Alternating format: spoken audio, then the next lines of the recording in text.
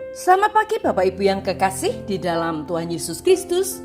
Pagi hari ini saya Eko Wayu Suryaningsih kembali menyapa dengan kebenaran firman Tuhan yang terdapat dalam Filipi 2 ayat 1 sampai 4. Filipi 2 ayat 1 sampai 4. Jadi karena dalam Kristus ada nasihat, ada penghiburan kasih, ada persekutuan roh, ada kasih mesra dan belas kasihan.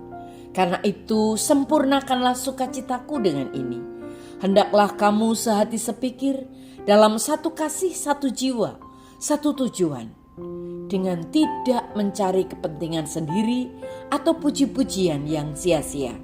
Sebaliknya hendaklah dengan rendah hati yang seorang menganggap yang lain lebih utama daripada dirinya sendiri. Dan janganlah tiap-tiap orang hanya memperhatikan kepentingannya sendiri, tetapi kepentingan orang lain juga. Amin. Bapak Ibu yang kekasih di dalam Tuhan, jika kita ingin terhubung dengan orang lain, mari kita mulai dengan kebutuhan mereka, bukan kebutuhan kita sendiri. Mari kita mulai dengan luka mereka, bukan luka kita sendiri. Kita mulai dengan apa yang mereka inginkan, bukan apa yang kita inginkan. Ada pepatah Tiongkok kuno yang berbunyi seperti ini: berusahalah untuk mengerti sebelum berusaha untuk dimengerti.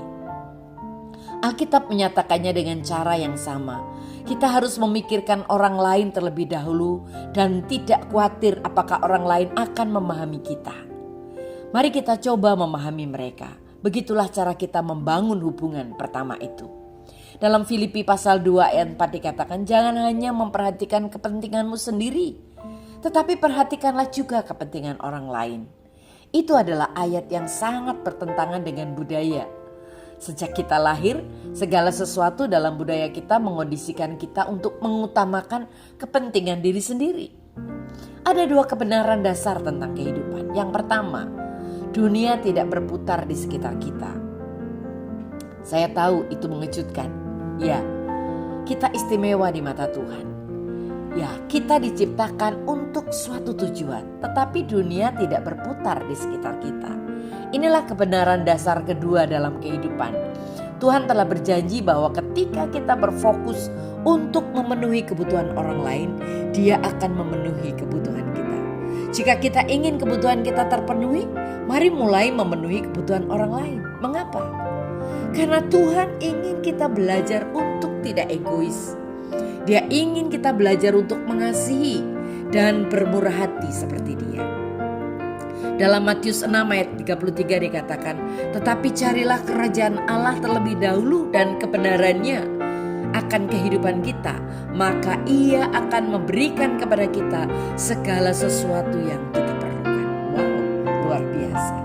Ketika kita hidup untuk kerajaan Allah, kita mengutamakan hal-hal yang paling penting bagi Dia dalam hidup kita, yaitu manusia. Kita memperhatikan orang lain, memikirkan mereka sebelum memikirkan diri sendiri, dan mempertimbangkan kebutuhan mereka sebelum memikirkan diri sendiri. Mempertimbangkan kebutuhan mereka itu sama seperti kita memperhatikan kebutuhan kita sendiri. Begitulah cara Tuhan Yesus Kristus memperlakukan orang lain, dan Tuhan Yesus Kristus mengutamakan hal kerajaan Allah. Bapak Ibu yang kekasih di dalam Tuhan, hubungan dimulai dari mendengarkan, belajar, dan mengasihi seperti Yesus. Amin. Mari kita berdoa. Tuhan Yesus, terima kasih buat firman-Mu hari ini. Ajar kami untuk peduli dan mengerti, memperhatikan orang lain, sehingga kami sungguh-sungguh boleh merasakan kebaikan Tuhan. Terima kasih Tuhan. Di dalam nama Tuhan Yesus kami sudah berdoa dan bersyukur. Haleluya. Amin.